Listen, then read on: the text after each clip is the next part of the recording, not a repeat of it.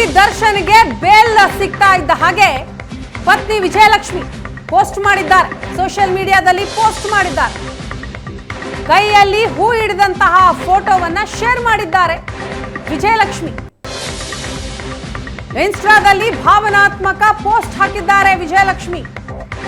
ದರ್ಶನ್ಗೆ ಬೇಲ್ ಸಿಕ್ಕ ಬೆನ್ನಲ್ಲೇ ಇನ್ಸ್ಟಾಗ್ರಾಂನಲ್ಲಿ ಪತ್ನಿ ವಿಜಯಲಕ್ಷ್ಮಿ ಪೋಸ್ಟ್ ಹಾಕಿರೋದನ್ನ ನೀವು ನೋಡ್ತಾ ಇದ್ದೀರಿ. ಅಂಗೈಯಲ್ಲಿ ಹೂ ಹಿಡಿದಿರುವಂತಹ ಪೋಸ್ಟ್ ಅದು.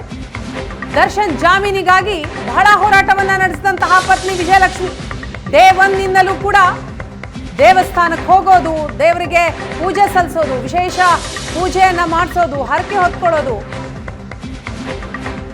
ಅವರ ಪ್ರಾರ್ಥನೆಯ ಫಲವಾಗಿ ಇವತ್ತು ಬೇಲ್ ಸಿಕ್ಕಿದೆ ಅನ್ನೋ ರೀತಿಯಲ್ಲಿ ಭಾವನಾತ್ಮಕ ಪೋಸ್ಟ್ ಹಾಕಿದ್ದಾರೆ ವಿಜಯಲಕ್ಷ್ಮಿ. ಪತಿಗಾಗಿ ಹಲವು ದೇಗುಲಗಳಿಗೆ ಭೇಟಿ ಕೊಟ್ಟಿದ್ರು. ಕೊನೆಗೂ ಕೂಡ ಈಗ ಜಾಮೀನು ಮಂಜೂರಾಗಿದೆ. ಇದರ ಬೆನ್ನಲ್ಲೇ ಇನ್ಸ್ಟಾದಲ್ಲಿ ವಿಜಯಲಕ್ಷ್ಮಿ ಪೋಸ್ಟ್ ಹಾಕಿದ್ದಾರೆ. ಅಂಗೈಯಲ್ಲಿ ಹೂ ಹಿಡಿದಿರುವಂತಹ ಪೋಸ್ಟ್ ಇದೆ.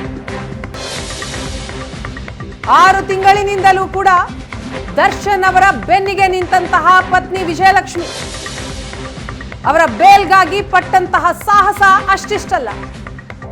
ಇವತ್ತು ಹೈಕೋರ್ಟ್ನಿಂದ ಜಾಮೀನು ಮಂಜೂರಾಗ್ತಾ ಇದ್ದ ಹಾಗೆ ಇನ್ಸ್ಟಾದಲ್ಲಿ ಪೋಸ್ಟ್ ಹಾಕಿದ್ದಾರೆ.